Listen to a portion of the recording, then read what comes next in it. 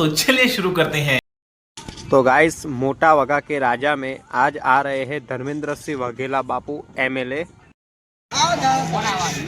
तो गणपति बाप्पा। तो धर्मेंद्र सिंह वाघेला बापू मोटा वगा के राजा में लाइव दर्शन करने के लिए आ चुके हैं।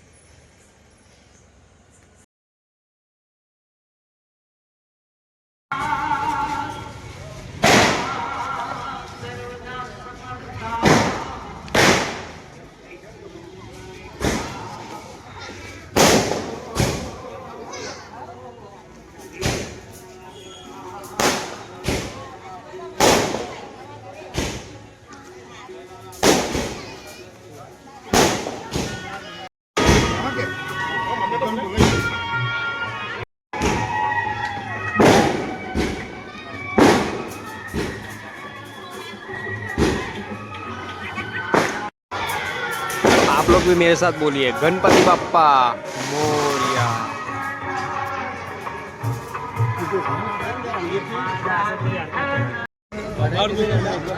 तो बापू आए हैं तो थोड़ा हमारे सब लोग फोटो वगैरह खींचने लगे हैं और हमने भी खींचा है। उसके बाद स्टेट ऑफ रामाधनी, जो कि हमारा अलग धनी रामदेव पीर जी का मंदिर है, उधर भी हमने दर्शन किए और एमएलए बापू ने भी उधर दर्शन किए।